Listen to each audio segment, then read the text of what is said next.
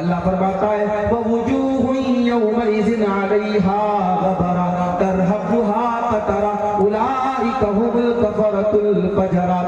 قیامت کے دن کچھ ایسے بھی لوگ آئیں گے جن کے چہروں پر گرد و غبار ہوگا، جن کے چہرے گندے ہوں گے، جن کے چہرے میلے کچیلے ہوں گے، کالے کلوٹے ہوں گے، یہ کن لوگوں کے چہرے ہوں گے؟ فرمایا اولئک هم الکفرۃ الفجرہ، یہ کافروں کے چہرے ہوں گے، یہ فاسق و فاجر لوگوں کے چہرے ہوں گے۔ موبائل بھی بہت بڑا فتنہ بنتا چلا گیا، اور آج ہمارے موبائل کے اکاؤنٹ پہ، ہمارے فیس بک کے اکاؤنٹ پہ، ہمارے واٹس ایپ کی چیٹنگ میں ہم نے جو چیزیں اس پہ لوڈ کی ہیں اور شیئر کی ہیں، سارا ریکارڈ موجود ہے، اور قیامت کے دن ہمارا سارا کا سارا ریکارڈ اللہ تبارک و تعالی ہماری گردن میں ڈالے گا۔ اللہ فرماتا ہے وَكُلَّ إِنسَانٍ أَلْزَمْنَاهُ طَائِرَهُ فِي عُنُقِهِ وَنُخْرِجُ لَهُ يَوْمَ الْقِيَامَةِ كِتَابًا يَلْقَاهُ مَنشُورًا۔ اے میرے بندو، ہر انسان کا نام اعمال ہم اس کی گردن میں لٹکا دیں گے اور ہم کہیں گے اقرأ کتابک کفیٰ بنفسک اليوم علیک حسیبا۔ اے انسان، یہ دیکھ، یہ تیری کتاب ہے، یہ تیرا نام اعمال ہے، یہ تیری زندگی بھر کا کچا چٹا ہے، تو خود دیکھ لے تیرا کیا معاملہ ہونا چاہیے، تیرا کیا حساب ہونا چاہیے۔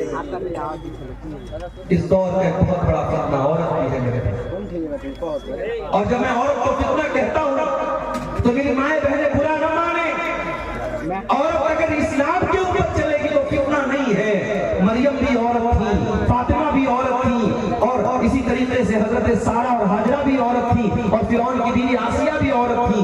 عورت فتنہ کب بنتی ہے؟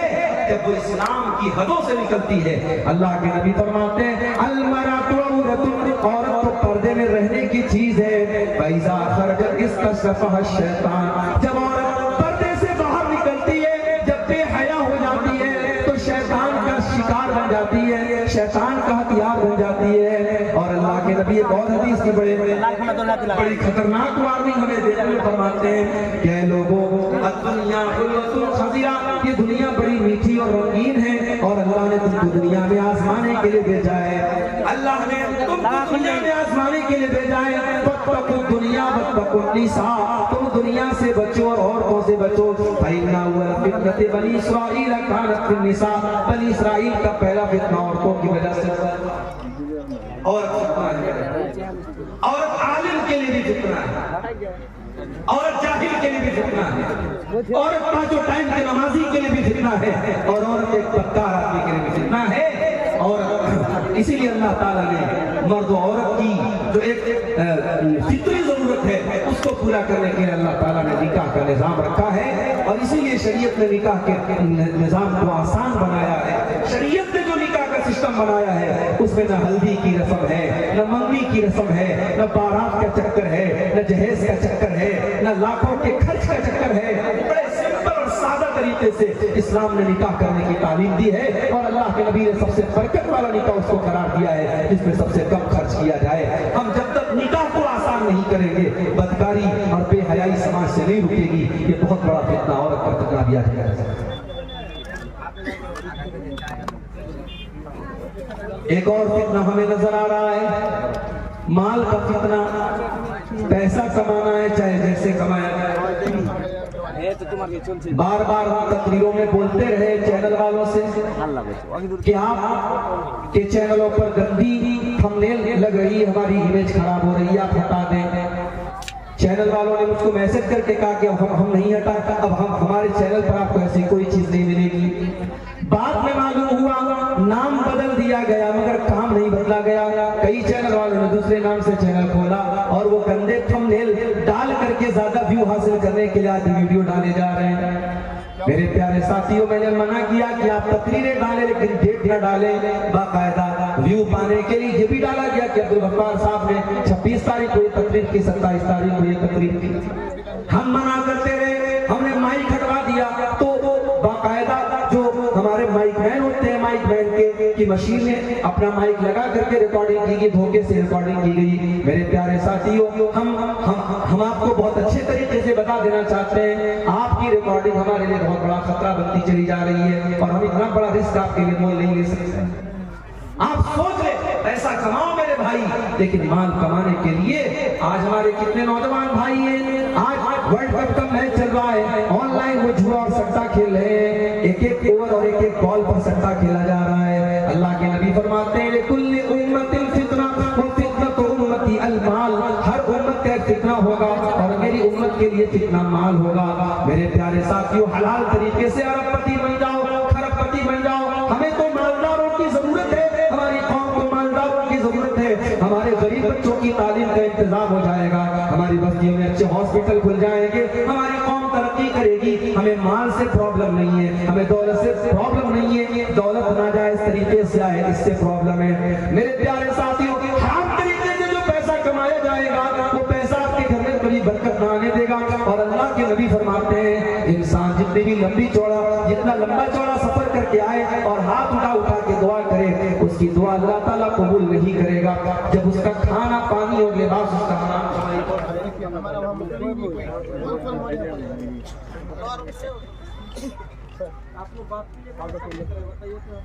بس میں بات اپنی ختم کر رہا ہوں۔